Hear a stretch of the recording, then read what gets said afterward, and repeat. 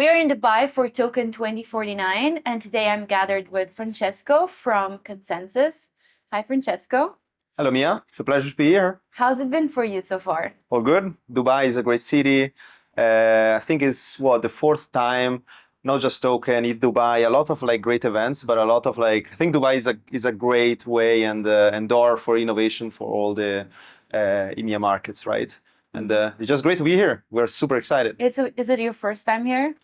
Kind of, no, not so. Token obviously is the first time, right? But maybe the fourth, fifth time. Yeah, I'm here maybe 4 or 5 times. Not a year, but maybe like three times a year, something. Yeah, it's cool. But never with the flood. Definitely the first time. Yeah, that's been a punchy start. Yes.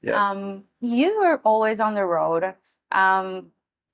It would be interesting to understand how you started in crypto and what got you to this point. Yeah, for sure. I mean, currently I'm heading all this developer community at ConsenSys, so all the products around MetaMask, Linnea, Infura, and I get quite a cool start, right? Because my background is in mechanical engineer. I actually studied software, drones, and I discovered crypto the first time when we were trying to had this good friend that he was doing smart contract auditing in the security department of ETH Zurich. And I was still in my master. And basically he was writing this postdoc on security of smart contract.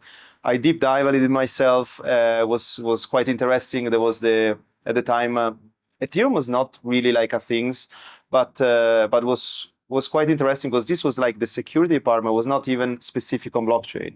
And from that point, I've been running around. We organized a hackathon with Angel Hack.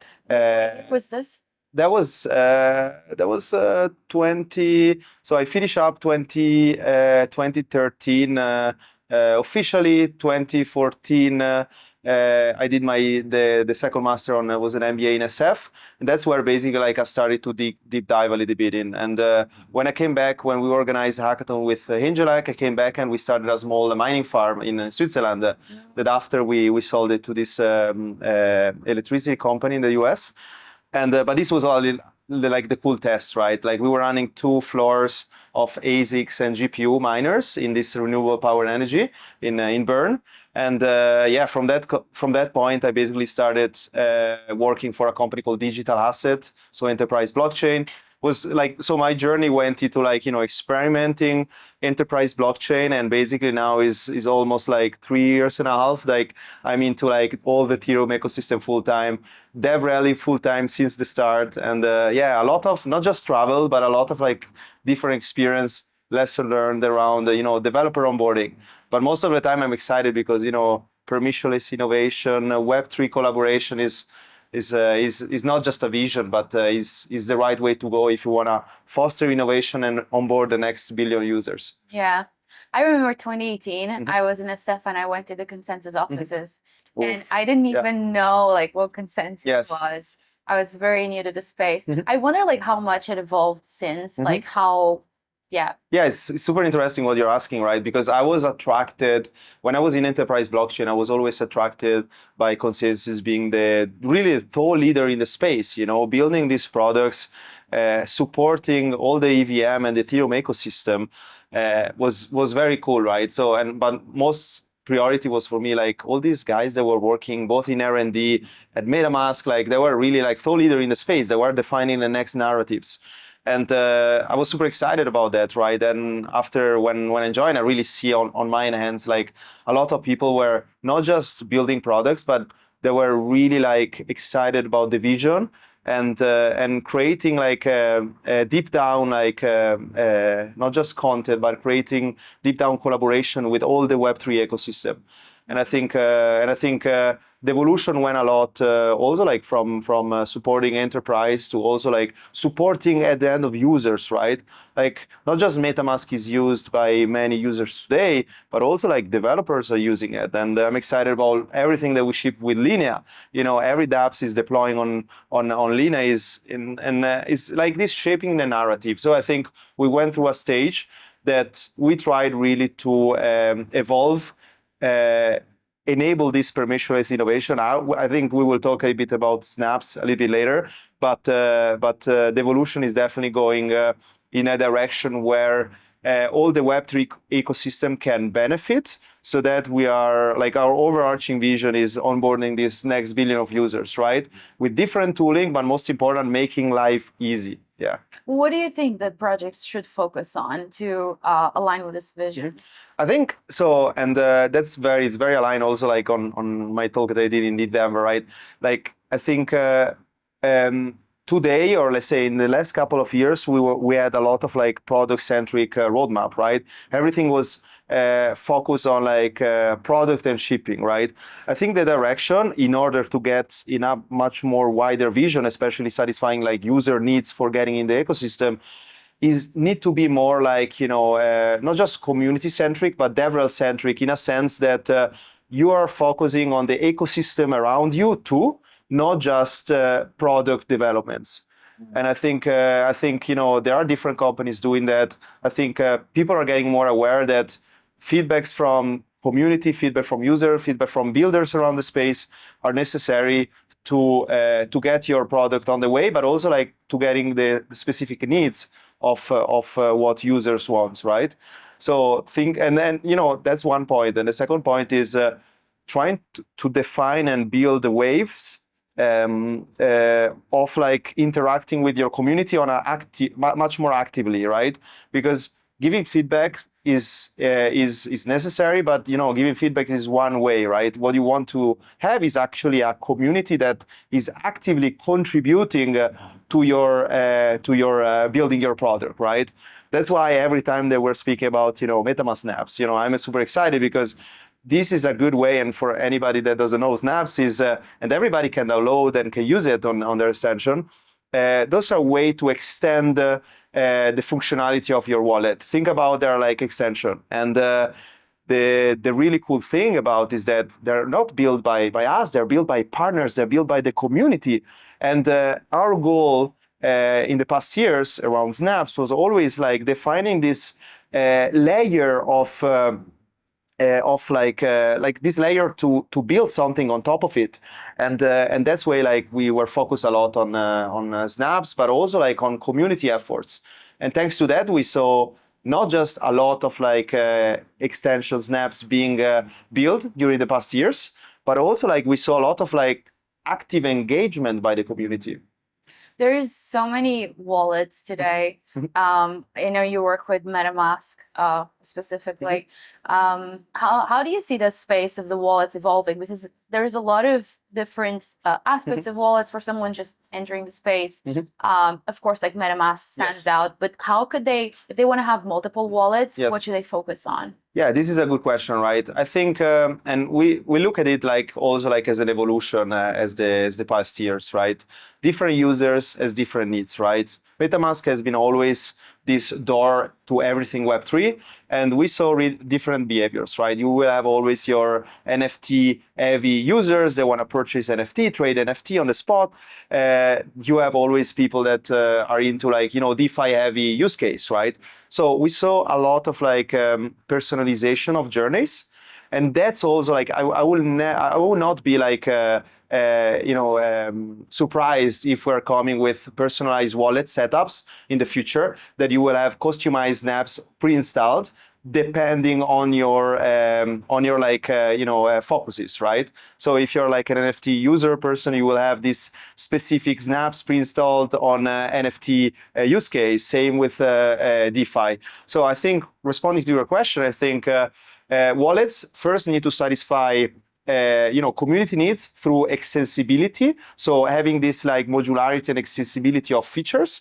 Okay. And then second, they also need to satisfy customization and the personalized journey of what user wants today.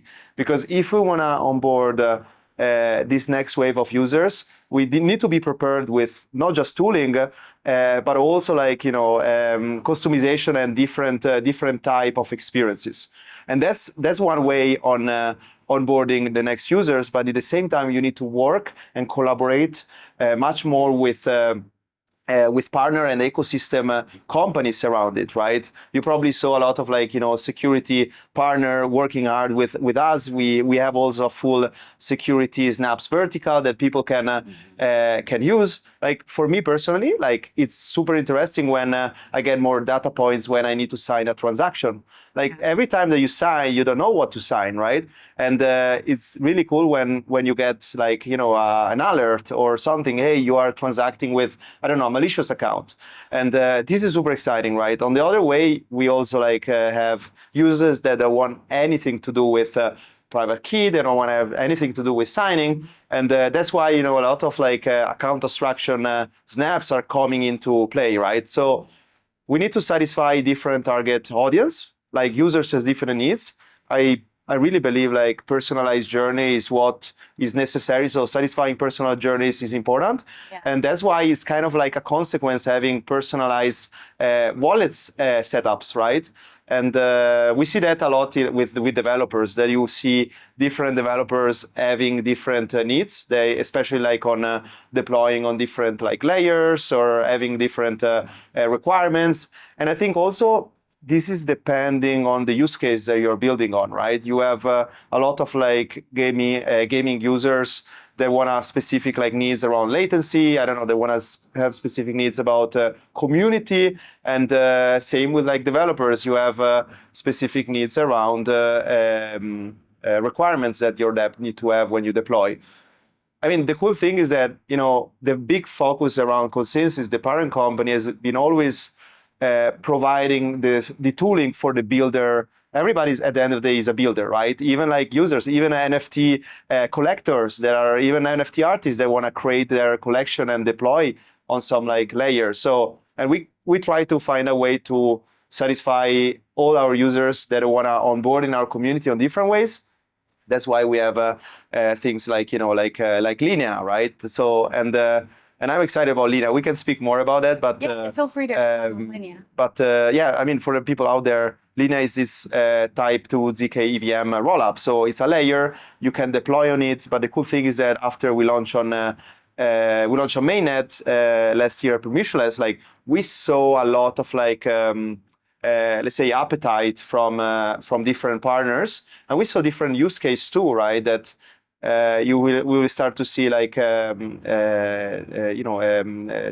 decentralized exchanges or DeFi protocol starting to deploy on Linnea, but also like in the same way with all these voyages, we saw a lot of like users adoption. People want to see how it's going with like bridging, how it's going with doing their first transaction, and it's very satisfying to see also like the gas fee and prices, they are that cheap, right? Yeah. You touched security there, and I want to go deeper on that. I think one of the biggest concerns when onboarding like so many people in the space, like a lot of the Web2 people, and I hate this term, but let's go with it for the sake of communication. Their concern is mostly so that, one, they don't understand the complexity of things, they don't trust themselves, and it brings them to a point where like being able to understand what is a scam, what is not, can they trust the wallet, can they not? If they don't have like the history that someone that had been in the space for a while would have, how can they quickly skim through and understand what could potentially be malicious and not? Yeah, that's a good question. So we are still doing, and we are like, that's also the vision, like advocacy and education around the user onboarding is key, right? So we spin off this MetaMask Learn for onboarding users, for, like making people aware about, the security standard, how you can, there is no such like, you are secured, right? Like you need to make sure that people are aware about ways that you can, get scammed, how you can diversify your risk on different ways. But I think at the end of the day, is also like, MetaMask is a non-custodial wallet. Like you want to make sure that you're providing as many data points for the users to decide and give a conscious decision about who and what they're transacting with, how they're managing their finance. And I think advocacy and education is playing a crucial role on that.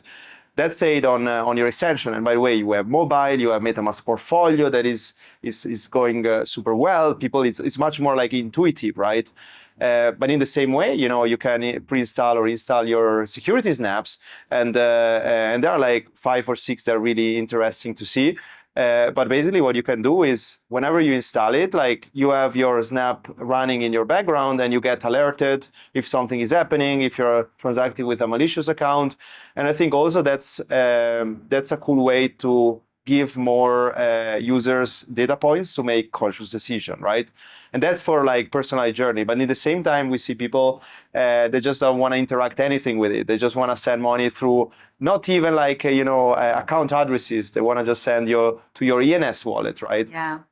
And I think you need to satisfy all this broad spectrum of users. But whatever you will do, it's extremely important, like that education is your at front of your advocacy, right? So we have not just ambassador programs, MetaMask Learn for users. We're trying to be on the ground. That's why also Dubai is a good example, right?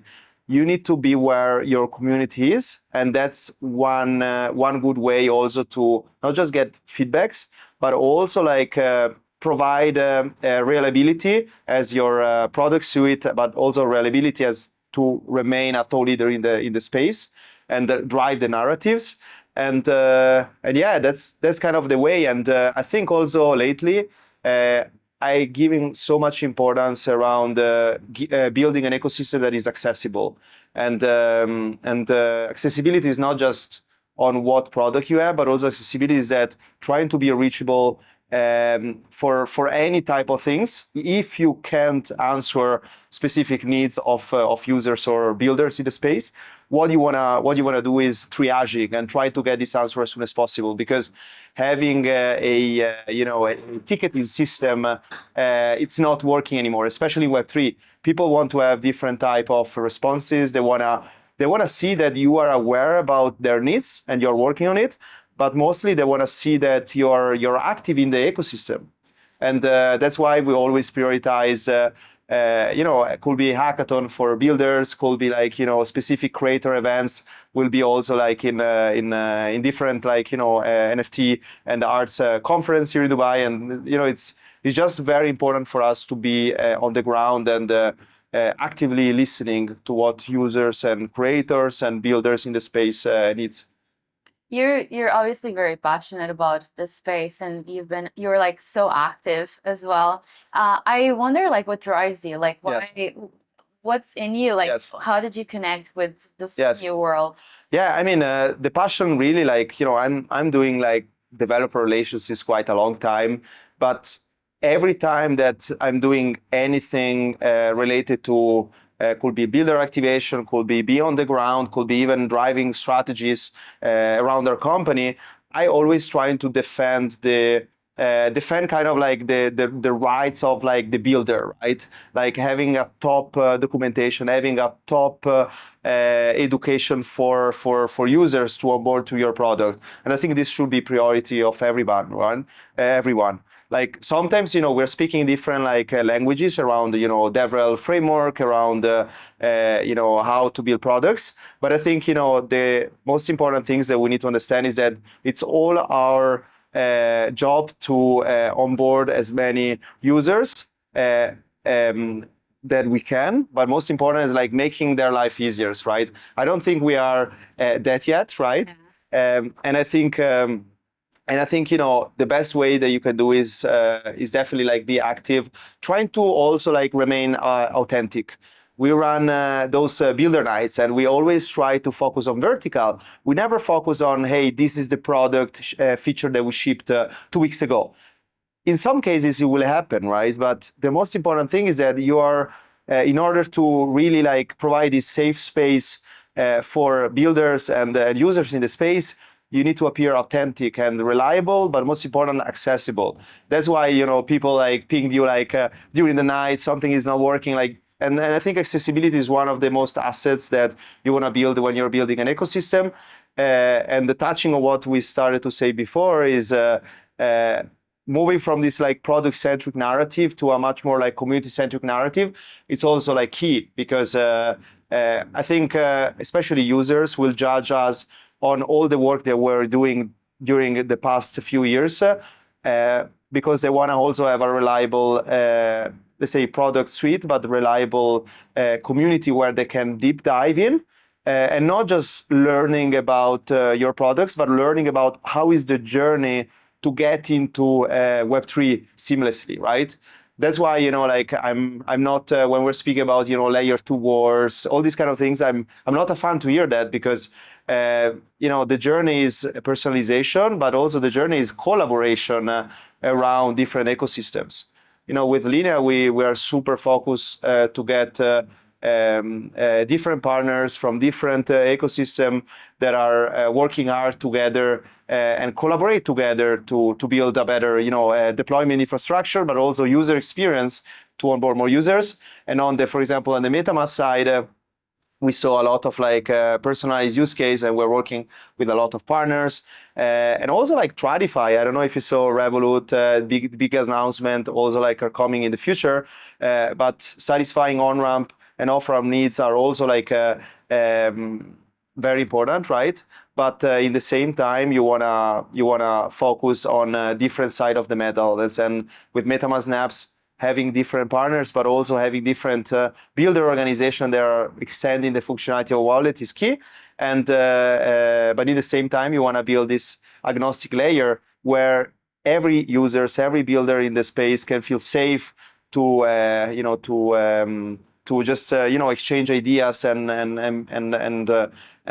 try to build something that is better together, that is onboarding more users. Yeah.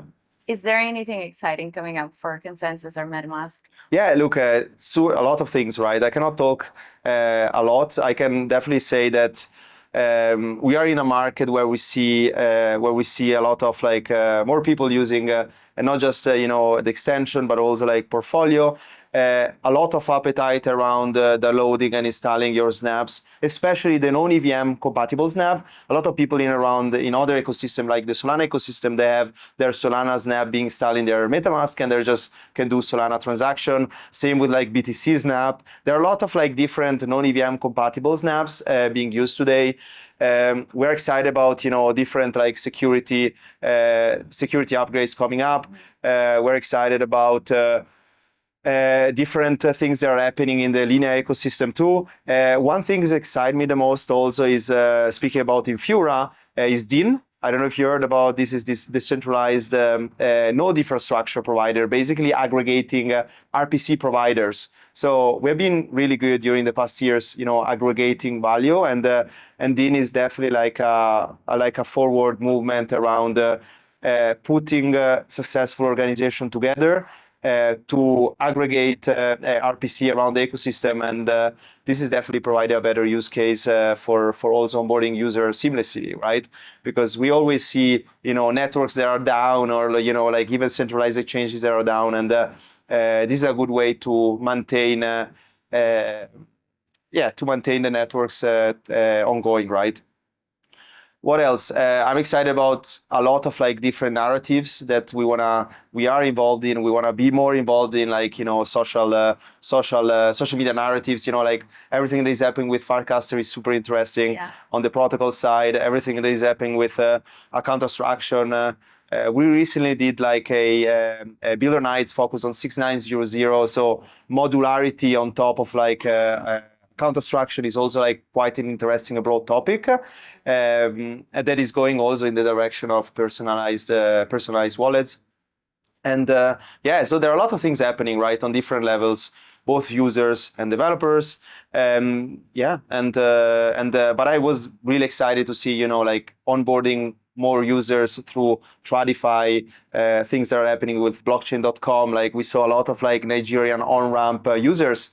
They are super excited about this. Now they have really a way for doing that. With Revolut was also super interesting. So more things are coming could be not more excited, right? and also a lot of events are happening in the future. But mostly important, like we're focusing on shipping, being reliable, accessibility, and trying to get our ecosystem together. And I think being a thought leader in the space, trying to remain one, as nurturing this narrative is core on the Web3 value at the end. Yeah. It's really exciting, and I think it's really inspiring also for anyone that is new to the space and see something that is more, I'd say, robust and solid. Yes. To kind of like take reference from. For everyone watching, like how can they keep up with you? Because you're involved in so much. No, for sure. There are different ways, right? Like we are obviously like the official channels. There is a channel like called MetaMask Dev that is super interesting. We're doing also a bunch of like advocacy and learning. For users listening, definitely like check out everything MetaMask Learn. And for me personally, Twitter, Farcaster, anything related. And most important, right? Say hi whenever you see us. Twitter? Yes, it's Francesco Swiss. Yeah. We'll talk. Thank you so much, Mia. But yeah, like try to be accessible, and big shout out also to you. You're doing an amazing work around the ecosystem. Advocacy is extremely important, and interviews like this are also like very important to show how we want to create this narrative of collaboration around this different ecosystem. I wish also like more players in the ecosystem are getting together and trying to build a verticalized narrative. Like whenever you have a panel, trying to get all the collaborators in a space to debate like a specific how we want to build this. Like I think verticalized topics, verticalized conferences are definitely needed, right? Instead of having this product focus narrative. Francesco, thank you. Thank you so much, Mia. See you later.